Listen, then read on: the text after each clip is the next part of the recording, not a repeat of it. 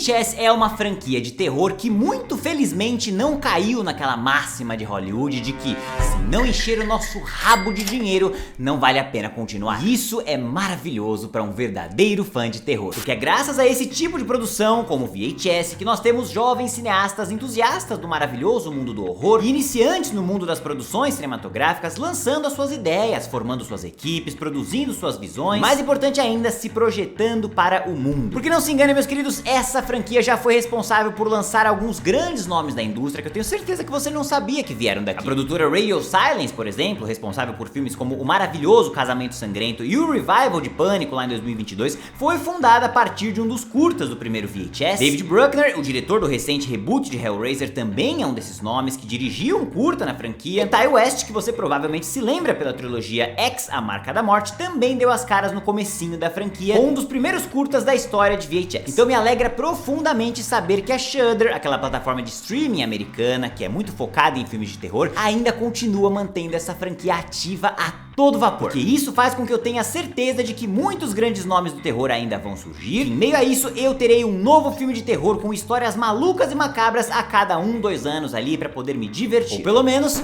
com um dos curtas dentro de cada um dos filmes, né? Porque digamos que o aproveitamento dos curtas da franquia VHS não costumam passar de 50% pra mim. E a tendência é eu dar play nesses filmes e acabar saindo com um projeto que eu gostei muito, outro que eu odiei muito e uns 2 ou 3 ali no meio que eu fiquei meio que indiferente. Mas normalmente, de uma forma geral, eu costumo sair feliz desses filmes, por saber que o responsável por esse único curta que eu gostei demais também vai agradar outras milhares de pessoas e provavelmente vai se tornar um rostinho famoso na indústria do terror, como também foi o caso do responsável pelo segmento do Ratma lá em VHS 94, que foi o último curta que eu mais gostei nessa franquia. Ou devo dizer, e já me corrigindo, o último curta até hoje. Meus amigos, VHS Beyond conseguiu não só trazer um grande título para roubar o lugar do grande Ratma como o meu curta preferido dessa franquia inteira, mas 2, meus amigos, conseguiram trazer 2 filmaços aqui. E é deles e dos outros também, brevemente, que eu quero conversar com vocês aqui no vídeo de hoje. E pra quem não me conhece, eu sou o Rafa Camargo e esse é mais um episódio repentino, na verdade, do quadro Plano Sequência, e eu convido todos vocês para virem comigo, porque sem mais delongas, solta a vinheta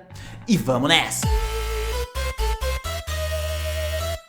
Muito bem, meus queridos e minhas queridas, antes de começar eu já quero te agradecer por ter clicado aqui na minha carinha mais uma vez. Seja, é claro, muito bem-vindo se essa for a sua primeira vez por aqui. Esse quadro é maravilhoso de fazer, eu sei que você curte assistir também, então não se esqueça de deixar o like aqui embaixo. Essa é a maior prova que você pode me dar de que eu estou fazendo um trabalho legal. Se você curtiu o conteúdo que você está vendo por aqui, também se inscreve no canal, ativa o sininho de notificações para você não perder nada do que está a caminho por aqui. E é claro, não deixa de conferir também o quadro Cheer Rafa, um quadro exclusivo para membros aqui do canal. Então se você quiser ter acesso a esse conteúdo exclusivo, vire membro, é baratinho, confere os pacotes aí que você não vai se arrepender. Mas eu sei que não foi pra nada disso que você clicou aqui, você quer me ver passar ponto a ponto, curta a curta, trecho de história por trecho de história dessa franquia maravilhosa que você não tem coragem de assistir. Sim, eu estou falando com você, Luiz Fernando Gonic. Eu sei que você não tem coragem de assistir filmes de terror e vem buscar isso aqui nos planos sequência, então eu vou te dar isso agora. VHS Beyond é a 7ª entrada dessa franquia maravilhosa de terror que eu tanto amo, e digo maravilhosa na essência do que ela propõe e não exatamente na execução de todos os filmes, e que aqui recebe o título de Beyond, que eu confesso que não tinha me ligado até então, até o filme começar, que seria algo para introduzir a temática de alienígenas, que é o que vai meio que unir todos esses curtas. Então, da mesma forma que nos outros filmes, os anteriores, a gente tem um curta aqui que serve para juntar os demais também. E esse curta central aqui nada mais é do que um documentário que explica o conceito do termo prova irrefutável para quando a gente tá falando de vídeos de encontros paranormais ou de contatos com vida fora da Terra, com a promessa de que no final desse documentário eles vão mostrar uma das fitas mais perturbadoras já vistas até hoje. Algo que eu já te adianto que não é. Mas o que realmente é do caralho é a coleção de personalidades que eles conseguiram trazer aqui. Pessoas famosas da internet, com canais próprios falando do tema pra interpretar a si próprios, falando desses mesmos temas com a maior naturalidade do mundo. Como por exemplo os caras do canal Corridor Crew, que eu já acompanho há anos aqui no YouTube e que tem um canal de CGI em que um dos quadros é justamente desbancar vídeos de OVNIs sendo filmados. E o fato do filme ter trazido esses caras aqui justamente pra dizer que existem alguns vídeos que podem sim ser irrefutáveis e que nem eles têm como dizer que aquilo não é verdade, é realmente ouro pra mim. É realmente do caralho a preocupação de quem escreveu isso aqui em trazer esse tipo de gente. E é a prova de que os responsáveis por esse segmento de unir os demais curtas, uma figura chamada Jay Chill, não só sabe exatamente o que ele está fazendo, mas também tá bem a fim de tornar a nossa experiência divertidíssima. Então vamos torcer para que as coisas se mantenham assim. durante todos os curtas. E já falando deles, os curtas aqui em VHS Beyond são apresentados pra nós como trechos gravados em cima da mesma fita cassete do tal documentário aí. E vamos logo mergulhar juntos no primeiro, intitulado de Stork, em que a gente acompanha o primeiro dia de um policial que é designado para uma força-tarefa chamada Warden, que nada mais é do que um grupo especial responsável por missões de alto risco. E a missão deles naquela noite é ir atrás de uma casa suspeita que pode ter alguma relação com o desaparecimento de 17 crianças daquela comunidade local. E a missão do policial recém-chegado, é claro, é documentar tudo aquilo. Ah, Rafa, mas não faz sentido ele estar gravando tudo isso, hein? Não faz sentido mesmo. E se for pra você reclamar disso, já reclama agora, porque vai continuar não fazendo sentido até o final do filme. Já xinga tudo que você tem que xingar agora pra gente poder seguir e aproveitar o que o filme tem de bom pra oferecer. Podemos seguir?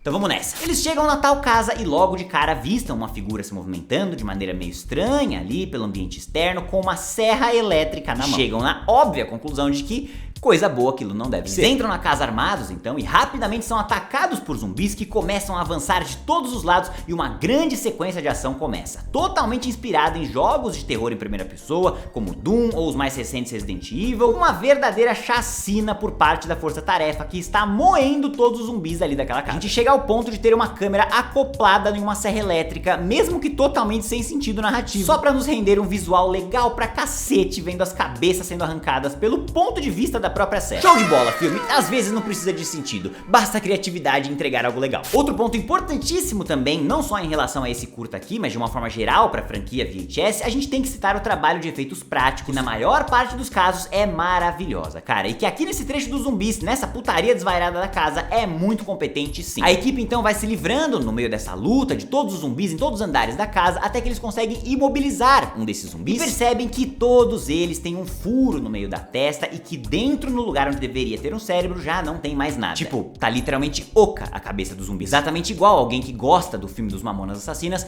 ou que está defendendo a Enel aqui em São Paulo. Não tem cérebro, não tem mais nada ali. Então a galera da Força Tarefa chega na conclusão de que por isso eles devem estar agindo daquela maneira, mas ainda não conseguem deduzir onde está indo parar o cérebro daqueles zumbis. Avançando mais um pouquinho então, eles chegam até o sótão, onde eles encontram uma pedra bastante estranha, um meteorito ou um pedaço de asteroide, ali o que quer que seja aquilo, que caiu diretamente no telhado daquela casa. E encontram também alguns elementos místicos ali, como se alguém tivesse feito algum ritual de adoração pro que quer que tenha saído daquele meteorito. Quer que tenha saído daquele meteorito vai dar as caras muito em breve, fiquem tranquilos, mas antes eles encontram os bebês desaparecidos, mas também rapidamente percebem que os bebês já estão pra lá de salvação. Algum tipo de transformação também já aconteceu, porque no lugar da boca os bebês estão com bicos. Bicos pra quê, você deve estar se perguntando? Bom, pra serem alimentados por uma fucking cegonha humanoide gigante, cara, que está usando dos zumbis pra sequestrar os recém-nascidos da região e usando dos cérebros desses zumbis pra alimentar aquelas baby cegonhinhas. Numa clara, evidente e bastante divertida até eu diria, subversão do conto popular da cegonha, que leva recém-nascidos para os papais e mamães, mas que aqui age de maneira completamente contrária, roubando esses recém-nascidos dos mesmos papais e mamães e transformando-os em seus próprios bebês. É ridículo? É ridículo, mas é uma ideia da hora, vai. Porém, a alegria da calopsita gigante não dura muito tempo e ele é metralhado pelo esquadrão Warden, que ainda pisa na cabeça dele pra ter certeza de que ele não vai se levantar pra dar um último jumpscare em nós. E eles terminam o curta dizendo então que não vão registrar nada do que aconteceu nessa casa pra não traumatizar ainda mais os papais daqueles bebês que já devem estar sofrendo por terem perdido os filhos e que não precisam de mais sofrimento ainda. Fim de curta, meus queridos e minhas queridas. Gostei do resultado? Gostei, mas eu não amei. Achei divertidinho, no máximo. Eu acho que a gente passa muito tempo naquela sequência de ação frenética, que tem momentos inspirados, como esse da câmera acoplada na serra elétrica que eu falei, mas que de resto não é ruim, mas é um pouco meio genérico. Sinto que já assisti isso aqui antes e já vi até melhor. É muito parecido, inclusive, com outro curta dessa mesma franquia, que também foi gravado em primeira pessoa na edição 94, se eu não me engano, e que nem lá e nem aqui conseguiu me marcar por esse motivo apenas. Agora, a sacada da subversão final eu acho divertidíssima e ganha muito ponto comigo, apesar do bonecão de plástico ali usado pra compor a tal cegonha humanoide claramente não ser algo tão eficiente como a maquiagem dos zumbis. Então soma tudo isso que eu falei e divide, e eu acho que a gente tem um curta bastante divertido no máximo. O que nos leva ao próximo, meus queridos, chamado de Dream Girl, e sem dúvida alguma o meu menos preferido de todos. Eu vou até tentar passar por ele mais rápido pra gente seguir logo pra aquele que eu gostei muito. Dreamer Girl nos leva à cidade de Mumbai, na Índia, onde a gente acompanha dois paparazzis aspirantes a trabalhar com cinema, tentando invadir o trailer de uma atriz super famosa da indústria de Bollywood. E a mística toda em cima dessa tal atriz aí é que ela é muito jovem pra ter conquistado tanto sucesso e que ela teve essa carreira astronômica, digamos assim, astronômica, sacou? Por conta conta da quantidade incessante de filmes que ela foi lançando num curtíssimo período de tempo. A dupla consegue então invadir o estúdio com a ajuda de um terceiro cara lá e chegam bem na hora que tá rolando a gravação de uma cena musical do seu próximo filme e decidem ficar lá pra assistir um pouquinho. Com isso, a gente também é privilegiado a assistir o tal número musical. Porra, tem um filho da p***, uma furadeira aqui. Espero de verdade que não esteja vazando o som, mas se estiver vazando eu vou deixar esse trecho aqui e mandar esse cara a... Enfim, voltando. Vou te falar que por mais que seja um pouco deslocada, essa performance musical aqui, feita com orçamento de pinga, num curta-metragem, consegue dar de 10-0 em Coringa 2, um blockbuster da Warner com mais de 200 milhões de orçamento. Isso é uma vergonha, Warner. Enfim, passado o número musical, um dos paparazzis consegue se enfiar dentro do armário da van, da menina, e acaba testemunhando duas coisas muito estranhas. A primeira delas é uma bacia com uma espécie de gel ali dentro e uma máscara, no mínimo estranha, ali dentro do armário também. E a segunda é a chegada do agente da moça dentro da van, ameaçando a coitada e dizendo que se ela não se esforçar mais, ele consegue colocar outra no lugar dela sem dificuldade nenhuma. O agente dela sai da van então e ela entra no choro, ela cai em lágrimas ali. E o paparazzi que tá ali filmando tudo escondido no armário até então e que tá achando que conseguiu a melhor história da sua vida, decide dar as caras e falar que estava ali o tempo inteiro, que ouviu tudo e jogando a bola da menina lá pra cima. Ele fala que todo mundo ama ela, que ela não precisa passar por isso, que ela é maravilhosa, que ela é perfeita, uma deusa inclusive. Deusa? Você disse... uma deusa? Exatamente quando ele fala a palavra deusa, parece que algo aciona na cabeça da menina e o clima inteiro do filme muda pra algo muito mais tenso. A menina então começa a rasgar a pele do próprio rosto em frente ao espelho e nos é revelado que ela é uma espécie de androide alienígena que estava sendo submetida pelo agente a produzir mais e mais conteúdos blockbuster no menor tempo possível. Ela decide então se libertar e que não vai mais ser escrava de ninguém, mas acaba levando isso muito ao pé da letra quando literalmente faz uma chacina contra tudo e contra todos dentro daquele estúdio de cinema, matando inclusive o próprio paparazzi que abriu seus olhos, dizendo que vai honrar a memória dele pra sempre por ser o seu libertador, arranca sua pele do rosto, coloca como sua própria cara e o curta termina com ela saindo em direção aos paparazzis do lado de fora do estúdio, usando o rosto dele. Fim de filme, meus queridos. E na moral, cara, posso falar real? É meio bestinha esse aqui, vai? Sim, eu entendo que é uma obra crítica ao processo indiano de mão de obra barata. Sim, eu também entendo que existe um comentário muito importante sobre como os empresários manipulam e conseguem destruir a vida de jovens meninas na indústria do entretenimento. E sim, eu também consigo ver a beleza dos efeitos práticos e da quantidade absurda de litros de sangue falso que devem ter sido utilizados para gravar esse segmento aqui. Mas ainda assim, meus amigos, a história é bastante chatinha e a premissa, convenhamos, não é tão inventiva assim, né? Sem contar que a própria conclusão do filme também não traz nenhum plot twist ou algo do tipo que faça essa jornadinha linear ser minimamente marcante, tá ligado? Então não rolou muito pra mim, não achei terrível, não foi a pior coisa que eu já assisti na minha vida, mas definitivamente é o mais fraquinho e o mais esquecível dos 6 curtas que a gente vai analisar aqui. 5, se a gente contar que o 6º é só o curta que une todos os demais, né? Porém, mal poderia eu imaginar que justamente o próximo seria o meu preferido. Bom, então sem mais enrolação, vamos logo falar deste que foi o meu preferido e que eu tenho muito... Eita, nós! Que barulho que é esse? Eita!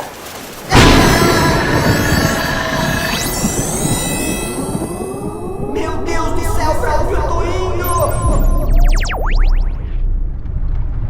Ai, cara, que é isso? Que viagem foi essa? Onde é que eu tô?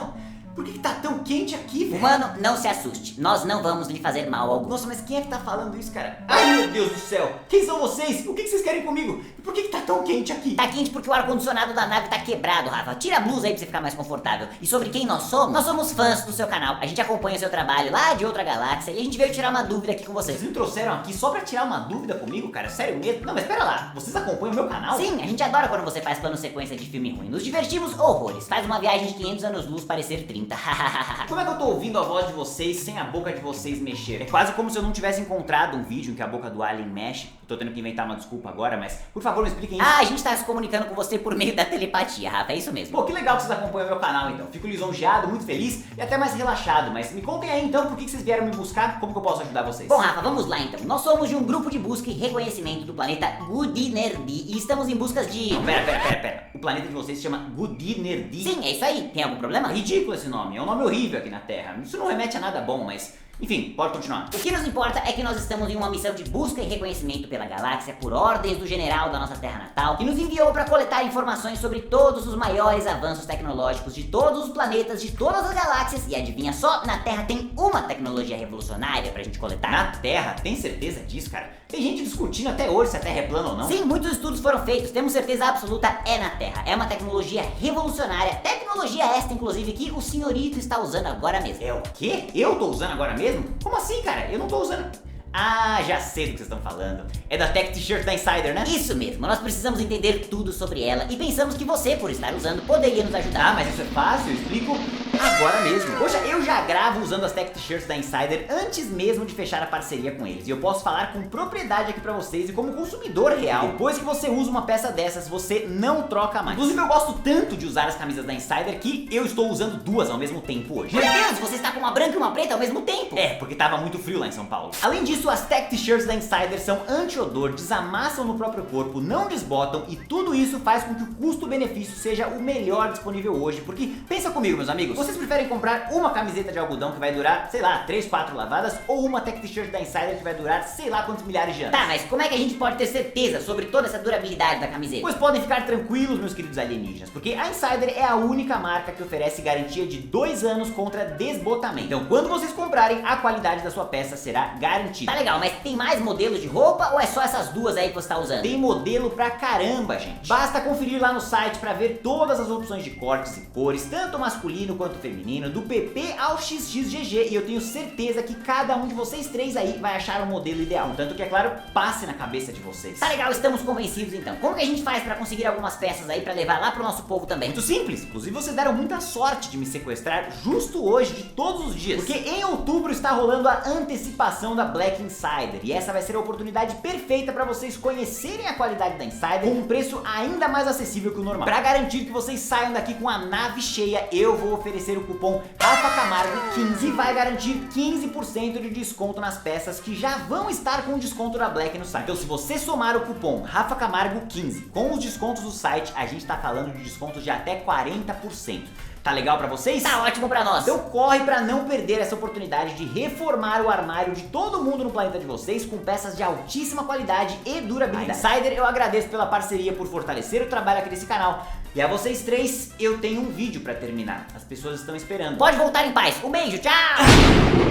Parece que eu estou de volta mesmo. Porque sim, meus amigos, entramos agora em Live and Let Dive, que traz simplesmente a premissa absurda de nos mostrar um ataque alienígena por meio da câmera de salto de um paraquedista amador. É isso mesmo que você ouviu, e é tão da hora quanto você deve estar imaginando que é. Zero assustador, vale reforçar, mas muito da hora. Tudo começa com um grupo de amigos reunidos dentro de um avião ali, prontos pra fazer um salto de paraquedas em conjunto pra comemorar os 30 anos de um dos amigos, que é justamente quem vai estar usando a GoPro durante toda essa nossa experiência. E eles estão ali conversando numa boa, se curtindo, passando a câmera uns pros outros, onde a gente é apresentado pra toda aquela galera ali e vemos que a maior parte deles já faz os saltos de maneira profissional, com exceção do nosso meninão e da sua namorada, que vão fazer o salto junto de um instrutor. Porém, rapidamente as coisas tomam um rumo muito inesperado, e quando eu digo rapidamente, eu tô falando literalmente muito rápido, porque com 2 minutos de filme aqui, a gente já tá com a putaria rolando solta, dedada no cu e gritaria, enquanto os demais curtas da franquia, e curtas de uma forma geral, costumam tomar ali os seus 8 a 10 minutos pra nos colocar no cenário central da ameaça. E não que seja errado quem faz isso, e também não que seja uma regra do tipo, tem que começar logo, ou ganha quem começar a loucura mais cedo, nada disso, mas tipo assim, é legal, e mais importante do que legal, é surpreendente o fato de que a gente tá esperando um tempo de apresentação pra trama, o estabelecimento da ameaça, a introdução dos personagens acontecer de maneira mais devagar, e esse curta aqui nos tira essa sensação de segurança rapidamente e já nos joga direto no meio do furacão. E eu não tenho como dizer que essa sensação repentina de loucura não ganhou uns pontos extras pro filme, tá? Então, voltando com 2 minutos de filme, já com os personagens estabelecidos e já com a câmera na cabeça do nosso querido Jack, a turma toma um susto ao avistar uma nave sobrevoando ali pertinho do avião deles. A galera fica meio em choque, geral fica meio encabulado, até tentam tirar umas fotos, mas antes mesmo que eles possam falar a respeito do que acabaram de ver, 2 caças americanos passam, o que eu imagino que seja com o objetivo de abater aquela aeronave desconhecida, mas essa passada dos caças em uma aeronave tão frágil como essa é o suficiente para fazer com que eles percam brevemente o controle da aeronave e acabam voando em direção justamente ao lugar onde estava sobrevoando o objeto desconhecido. E é aí que um barulho muito forte toma conta de todo aquele avião, e os apitos de alarme mostram que já tá tudo fodido, e quando o Jack olha pela janela, vê que já tem alguma coisa agarrada no avião dele. Como se isso não fosse um problema o suficiente, o piloto perde completamente o controle e o avião está indo diretamente em direção da tal espaçonave. Tudo isso com 3 minutos de filme, meus amigos. Excelente começo, viu? O avião então explode numa transição muito bem feitinha pra um filme com budget desse, e com uma explosão bastante competente também pra um curta-metragem desse, e a gente entra num plano sequência do Jack e do seu instrutor em queda livre em direção ao solo. Jack este que não sabia nada sobre como saltar de paraquedas, e o seu instrutor está desacordado por conta da explosão. O Jack então grita durante a queda, tentando acordar o seu instrutor e literalmente não fazendo a mínima ideia do que fazer, não colaborando também pra ele poder se concentrar o fato de que ele começa a ver os seus amigos caindo, um ali sem perna, o outro passando raspando perto dele com algum bicho agarrado no seu corpo. É uma loucura total, cara. Que sequência foda, bicho. E aí no meio dessa loucura absurda ele vê a sua namorada e o instrutor dela puxando uma cordinha, e ele meio que entende o que ele tem que fazer e puxa a cordinha dele, fazendo um pouco mais de força do que ele achou que talvez seria necessário, e sem saber muito como controlar a queda, ele acaba caindo todo esmerdalhado ali no chão. Então a gente sai de uma excelente sequência pra entrar em quê? Em outra, meus amigos, porque esse filme não vai parar tão cedo não. Tá achando que o curta vai esfriar só porque ele caiu que nem merda no chão? Pois achou errado. Os destroços do avião começam a cair perto do Jack, acordando ele, mas não acordando o seu instrutor. Instrutor esse que o Jack rapidamente percebe que tava com a cabeça presa nas cordas, e quando ele puxou a alavanca com força demais, acabou forçando a cabeça do coitado. Ele ouve parte dos seus amigos gritando ali por perto naquele lugar, e vai em direção a eles, mas percebem juntos que não estão sozinhos ali naquele campo de laranjeiras. Começa então uma perseguição alucinante daquelas feras que a gente não conseguiu ver direito ainda, dizimando aquele pobre grupo de amigos um por um. Todos eles vão pro saco, todos eles de maneira muito gráfica, até que sobra só o nosso coitado Jack. Consegue sair do campo das laranjeiras e chega até uma estrada onde vê um carro passando e já entra mandando o cara sair vazado dali. Porém, o motorista não é lá muito agradável com ele. Fala que ele tem 3 segundos pra sair do carro, senão ele vai atirar, na qual o Jack tenta explicar o que tá rolando. Mas convenhamos, 3 segundos é muito pouco, ainda mais se você precisar que alguém comece a dirigir e essa pessoa não está dirigindo. Só que no final do 3º segundo, o cara é atacado por um dos aliens e atira ao mesmo tempo, fazendo com que um dos dedos do coitado do Jack quase que exploda no processo. Puta agonia ver o Jack com esse dedo pendurado, cara. Que coisa horrível. E o puta efeito prático também, né? Não dá pra tirar o mérito dos caras. Efeito este que eu muito provavelmente não vou conseguir mostrar pra vocês aqui o resultado, mas confia em mim, é muito bom. Agora o que eu consigo mostrar pra vocês aqui, sem dúvida alguma, é essa transição maravilhosa que nos mostra finalmente o corpo inteiro das criaturas que estavam perseguindo o Jack.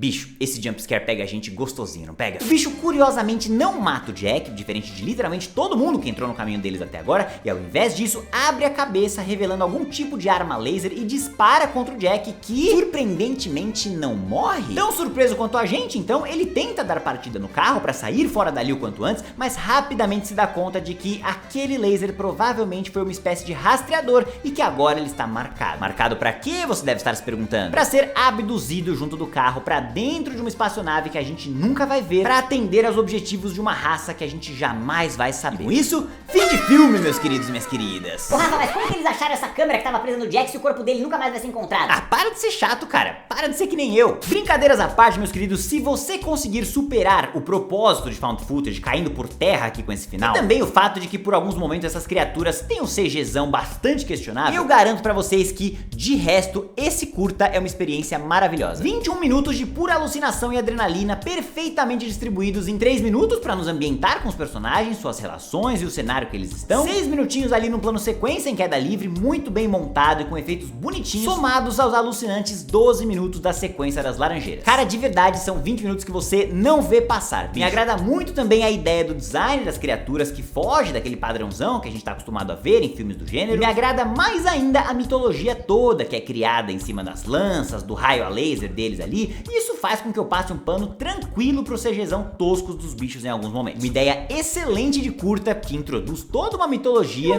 que eu não me importaria nem um pouco de ver sendo explorada com mais 20, 30, quem sabe até 40 minutos de filme. Sem dúvida alguma, o meu preferido dessa compilação inteira, mas que não fica muito na frente do próximo não, que também é uma porrada, tá? Fur Babies é o nome do curta, e aqui vale a gente destacar o responsável pela direção, que também coassina o roteiro do longa, que é ninguém mais, ninguém menos do que Justin Long, um camarada que você provavelmente reconhece por trabalhos como ator em filmes como o recente Barbarian, ou talvez o famigerado e controverso Tusk, A Transformação. Inclusive, qualquer semelhança desse curta aqui com Tusk talvez não seja tão coincidência assim. Fur Babies começa mostrando um comercial de uma moça, ou talvez uma senhora. Sabe aquele tipo de pessoa que não dá pra gente nem chutar quantos anos tem? Tipo o Good Nerd, que com essa cara aqui ele pode ter tanto 18 anos como 64. Pois bem, essa moça ou idosa aqui é a mesma coisa. E o ponto é que ela está fazendo um anúncio no seu canal pro YouTube do seu hotelzinho caseiro pra pets. E a gente tá assistindo pela perspectiva de um grupo de ativistas do movimento animal que estão putos da vida com o fato de que ela empalha os próprios animais falecidos e usa como cenário dos vídeos ali atrás. Eles dizem que isso é monstruoso, que eles precisam ir lá pra impedir isso e mandam 2 dos seus voluntários lá com a câmera escondida na casinha do cachorro, fingindo que eles são papais de pet, pra tentar investigar e trazer informações pra que eles possam levar até as autoridades. Algo que eu confesso que fiquei me questionando se é ou não crime, tá ligado? Porque se é moral ou imoral é outro papo. É estranho, tá ligado? Você empalhar um próprio bichinho, não sei, não me parece uma parada muito legal, mas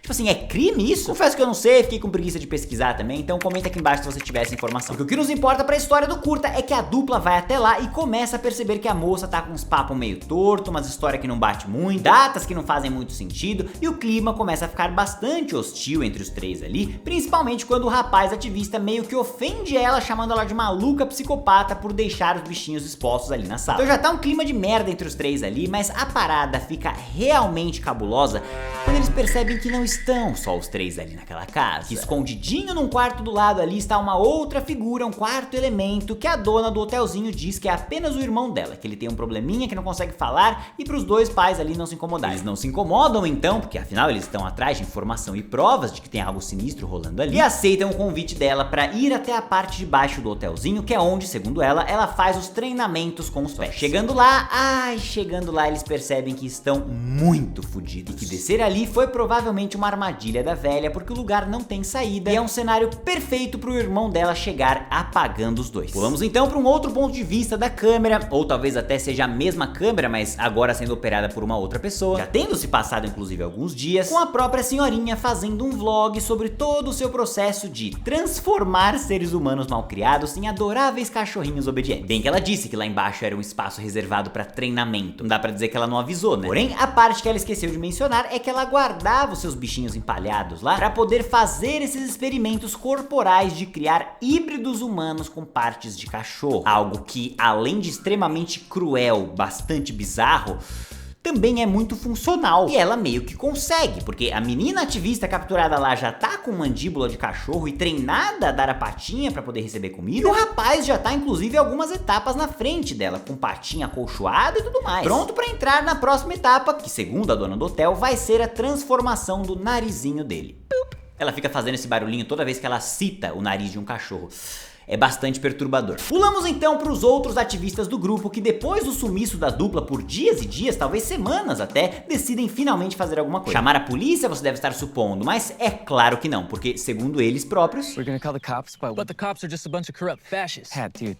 Excelente saída de roteiro, filme. Tipo, de verdade, cara, que coisa simples e maravilhosa que vocês fizeram. Primeiro porque é uma saída narrativa meio tragicômica, tá ligado? Mantendo todo o tom desse curto inteiro. Segundo que ela responde uma dúvida que aparece imediatamente na nossa cabeça, em tipo 10 segundos. E terceiro que, apesar de ser uma saída meio idiota, eu super acredito que um grupo de ativistas seria totalmente contra o trabalho da polícia e ia preferir fazer o resgate por conta própria. De verdade, é aquele tipo de coisa que é tão estúpido que fica bom. O novo time então invade a casa achando que estão na vantagem, mas ao descer pro subsolo percebem que já estavam sendo aguardados, provavelmente por conta dessa câmera de segurança que o diretor inteligentemente nos mostrou alguns segundos atrás. E é nesse exato momento também que a dona do hotelzinho aparece e decide conduzir o teste de fidelidade final para os seus pets transformados, mandando as versões já transformadas dos altivistas atacar os seus antigos colegas para defender a mamãe, segundo ela. Eles então atacam e a cena inteira é um banho de sangue desvairado. Para quem curte violência gráfica, isso aqui vai ser um prato cheio para vocês. E depois do massacre, a mamãe pet diz que ama os seus 2 novos filhos e que eles estão prontos agora para poder brincar na parte de cima da casa. E o curta termina com a visão de uma câmera acoplada nos novos cachorros perambulando pela sua casa, por onde eles vão passar o resto das suas vidas. Fim de curta, meus amigos, e posso falar que experiência da hora, meus amigos. Assim que terminou esse aqui, eu virei pra Lari, que tava assistindo comigo, e falei que os caras, em 15 minutos de filme, conseguiram dar um esculacho naquela porcaria daquele Good Boy que eu já trouxe pra vocês aqui num outro plano de sequência do canal. Uma premissa muito parecida, mas que soube combinar o terror psicológico com o terror corporal, sem perder o tom da galhofa, sem perder a noção do ridículo, do absurdo, mas mais do que isso ainda, incorporando esses tons pra dentro do texto, pra transformar o próprio ridículo e o absurdo em algo incômodo, em algo perturbador de alguma forma. Eu não tenho dúvida nenhuma de que o trabalho no set de filmagens de Tusk, A Transformação, que também é um projeto que bebe de todas essas fontes aí e usa dos mesmos elementos para compor o seu estilo de terror, deve ter ajudado e muito o Justin Long nessa sua estreia de peso pro mundo do terror. E acabou colaborando também para que esse curta aqui tenha ficado em segundo lugar dos meus preferidos,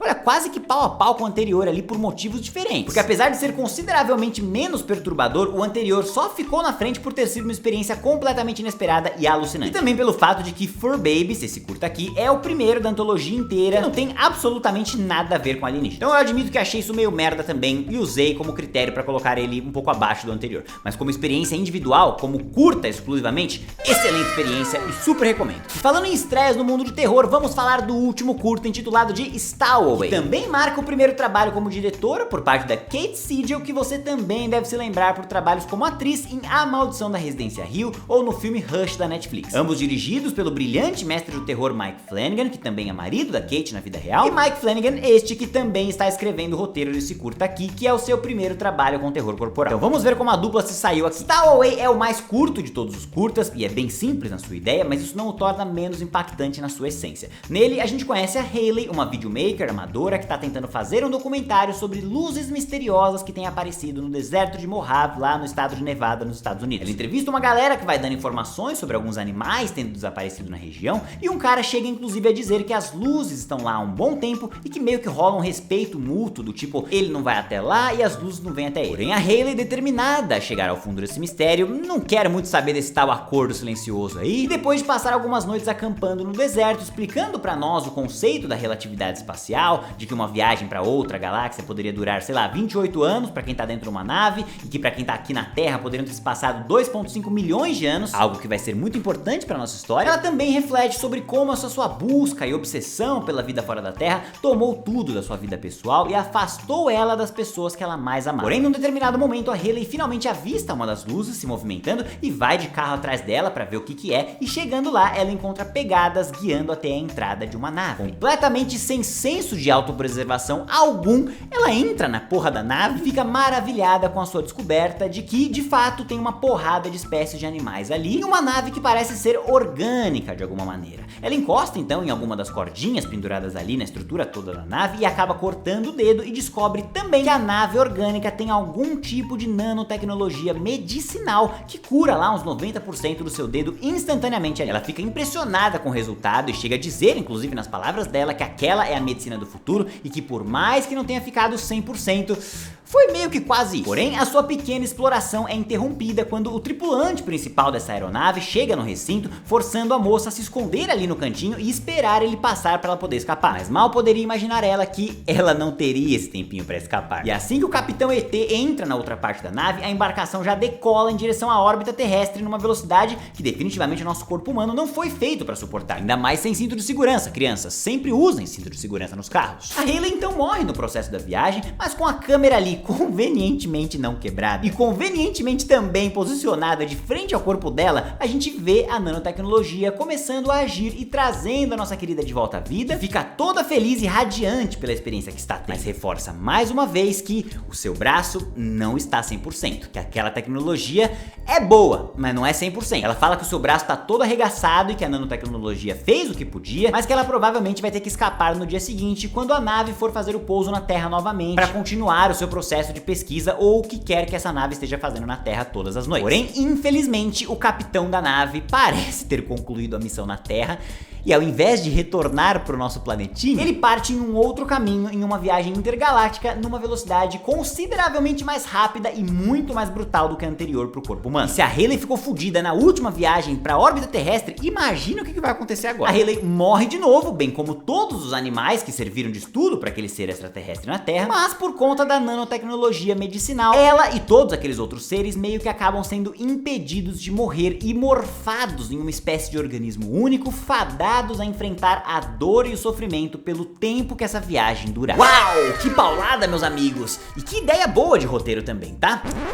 Mas meio que só do roteiro, né? Porque a apresentação desse curta pra nós eu não tenho como dizer que me agradou 100%. Infelizmente, eu não acho que a escolha de câmera utilizada aqui permite que a gente consiga imergir nesse conto aterrorizante de uma mulher que vai passar os próximos 28 anos, pelo menos, em pura agonia. Porque a gente meio que não vê exatamente o que tá rolando. E eu acho que, diferente do terror sobrenatural ou místico, de que a nossa imaginação é a melhor forma da gente conseguir imergir dentro de uma história aterrorizante, no terror corporal eu tenho lá minhas dúvidas, cara. Eu acho que às vezes ver pode deixar um impacto muito maior do que qualquer coisa que a minha mente pode imaginar, porque eu preciso de referência pra imaginar, e eu não tenho tanto essa referência. Não colabora também a escolha de câmera que a diretora usou, e que, pra vocês terem uma ideia, eu só consegui ver que rola as morfagens entre o corpo dela com o corpo dos animais ali, tipo da aranha, numa segunda assistida. Foi na tela do computador antes de escrever esse roteiro aqui, porque assistindo pela TV pela primeira vez, eu não consegui entender. E tipo assim, eu entendo e acho legal a ideia da diretora em nos apresentar esse terror de uma maneira mais sensitiva, então apresentando o conceito do body horror por meio do áudio, por meio do texto, por meio da imaginação do espectador. Eu acho essa ideia super legal, mas eu não consigo terminar dizendo que a minha experiência foi tão perturbadora ou tão intensa quanto eu acho que poderia ter sido pelo texto que ela tinha em mão. Esse roteiro aqui é meio A Mosca, de David Cronenberg, ou até o recente A Substância aí, que pra mim foi o melhor filme do ano até agora. E esse tipo de texto tende a impactar mais quando a gente tem um pouquinho mais do que apenas o campo da imaginação, o campo da suposição. Então, por mais que eu acredite que esse aqui é o roteiro mais pesado, é o mais brutal de VHS Beyond, eu não consigo pegar o curta por completo e colocá-lo acima de um top 3 no máximo. É um excelente curta, mas eu sinto que poderia ter sido muito mais impactante. Inclusive, já que a gente tá falando dos 5 curtas aqui, vamos logo concluir o processo do vídeo com a finalização do 6º curta-metragem, que é aquele que a gente falou que é o compilado de todos, e que é o documentário que abriu o filme, que tinha nos prometido um grande vídeo irrefutável de prova alienígena. Um vídeo que eu já adianto pra vocês que é bastante decepcionante, que mostra um cara deitado na cama com um alienígena entrando no seu quarto e pegando a câmera de cabeça que o cara tava usando pra documentar as aparições ali, enfiando na garganta dele e largando a câmera lá pra ser encontrada depois, mas sem deixar nenhum rastro do homem que estava deitado na cama. Um homem que, segundo o filme, foi procurado por anos depois dessa fita ser encontrada e que nunca mais foi achado. Que bobajada do cacete esse final aqui, olha, muito ruim, cara. Que conclusão decepcionante. Inclusive, já vamos fazer logo o ranking aqui de todos os curtas. Começando com esse aqui, que fica com o meu 6º lugar, é sem dúvida alguma o mais fraco de todos, seguido de Dreamgirl em 5º lugar, que eu também achei meio fraquinho. Depois vem Stork na 4ª posição, que eu achei divertido e meio que nada demais. Aí em terceiro a gente tem esse último que falamos aí, o Stowaway, que poderia facilmente ter ficado em primeiro se eu tivesse conseguido ver alguma coisa, ao invés de só ficar ouvindo uma história de terror que é de fato muito foda. Em segundo lugar eu coloco Fur Babies, que por muito pouco não ficou em primeiro, mas não teve pra ninguém, meu povo, porque Live and Let Dive conseguiu me divertir absurdamente com adrenalina constante, num curta que você não vê o tempo passar e ainda tem um dos melhores jumpscares silenciosos, sem barulho, cara, que eu me lembro de ter visto nos últimos tempos. Então, poxa, se a gente parar pra pensar, em um filme com 6 curtas-metragens, tiveram só 2 que eu não gostei muito, versus 4 que eu gostei, e desses 4 que eu gostei, tem 2 que eu gostei demais, cara. Isso não costuma acontecer, isso é um novo marco pra franquia VHS comigo. E normalmente, como eu já disse no começo do vídeo, costuma me entregar 1 ou 2 curtas no máximo ali que eu consigo me divertir, que aqui superou as minhas expectativas, cara, porque em VHS Beyond o saldo foi positivíssimo e eu espero de verdade que metade dessa galera saia com empregos garantidos no cenário do terror. E eu espero também que você, que é um cagão pra assistir filme de terror, tenha conseguido curtir a experiência de vivenciar essas histórias de terror ao meu ladinho. E se esse vídeo der certo, quem sabe eu não trago pra vocês os outros filmes dessa franquia que eu tanto gosto e que tem alguns bons clássicos ali no meio, tá? Curta do Ratman é um bom exemplo disso, sou apaixonado por aquela história e a gente poderia bater um papo e analisar juntos, né? Vai saber. Ponto é que eu não me lembro de um último VHS em que eu tive uma experiência com um saldo final tão positivo, e muito por conta disso eu consigo facilmente recomendar esse aqui pra você, que é um grande fã de terror. Você tem sim o que encontrar aqui e tem com muita qualidade, porque pra mim VHS Beyond vale completamente a mensalidade. Olha, falo com tranquilidade esse aqui, existe muito o que encontrar de bom por aqui. E agora, é claro, eu quero saber de você, já assistiu VHS Beyond? Gostou? Não gostou? Qual é o seu curta preferido da franquia VHS? Comenta isso aqui embaixo pra eu saber, e se curtiu o vídeo, é claro, não esqueça de deixar o like aqui embaixo, se inscrever no canal e ativar o sininho pra das próximas novidades. Muito obrigado pela gente de todos, e até a próxima!